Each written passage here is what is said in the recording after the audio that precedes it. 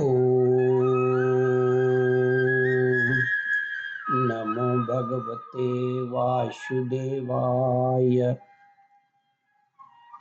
श्रद्धालु भक्तों, श्रीमद् भागवत महापुराण के 10वें स्कंद के पूर्वार्ध के 48वां अध्याय के अंतर्गत भगवान का कुब्जा और अक्रूर जी के घर जाना का प्रस्तुतिकरण करूंगा।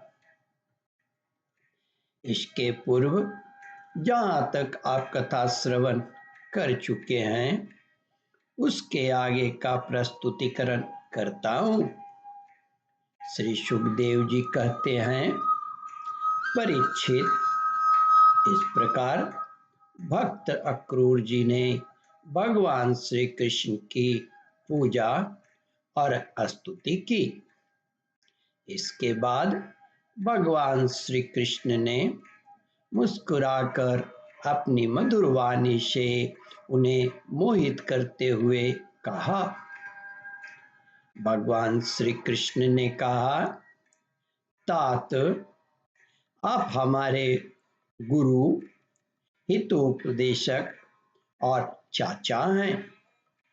हमारे वंश में अत्यंत प्रशंसनीय तथा हमारे सदा के हितैषी हैं।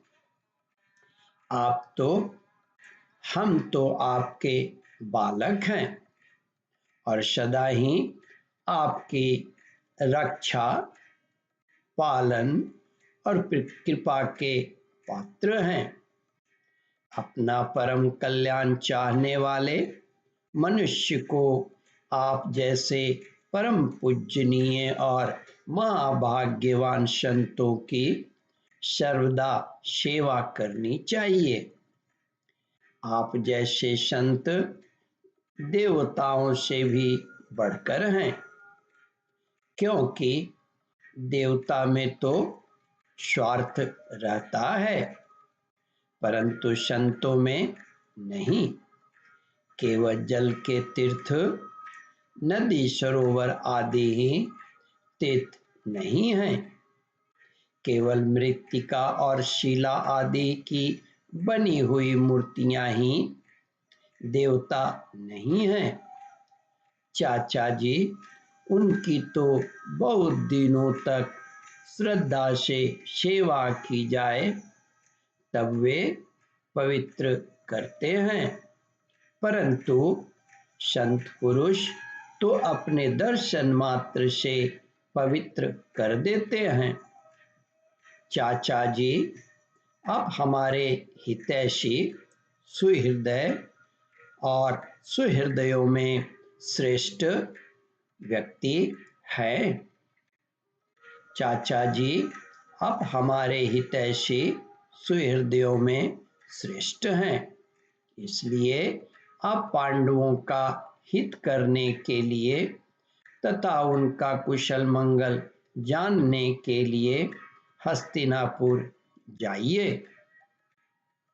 हमने ऐसा सुना है कि राजा पांडु के मर जाने पर अपनी माता कुंती के साथ युधिष्ठिर आदि पांडव बड़े दुख में पड़ गए हैं।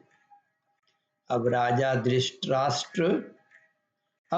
धृतराष्ट्र उन्हें अपनी राजधानी हस्तिनापुर में ले आए हैं।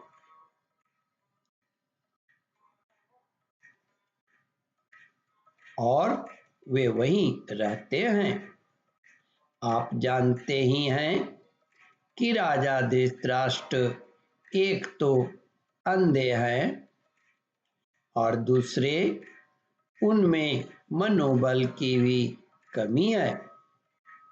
उनका पुत्र दुर्योधन बहुत दुष्ट है और उसके अधीन होने के कारण धृतराष्ट्र पांडवों के साथ अपने पुत्रों जैसा समान व्यवहार नहीं कर पाते। इसलिए आप वहां जाइए और मालूम कीजिए कि उनकी स्थिति अच्छी है या बुरी? आपके द्वारा उनका समाचार जानकर मैं ऐसा उपाय करूंगा जिससे सुहृदयों को सुख मिले।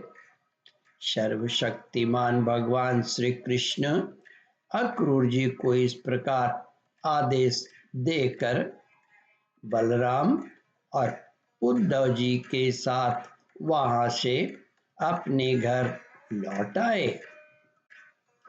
ओम परमात्मने नमः। श्रद्धालु भक्तों, इस कथा को ध्यान पूर्वक श्रवण मनन और इसका चिंतन करें। इस कथामृत का रसास्वादन अपने बंधु बांधवों को भी करावे। इस वीडियो को शेयर और सब्सक्राइब करें। ओम परमात्मने नमः। श्रद्धालु भक्तों, यहाँ पर 48वां अध्याय समाप्त होता है। इसके आगे 49वां अध्याय प्रारंभ करूंगा। ओम नमो भगवते वासुदेवाय।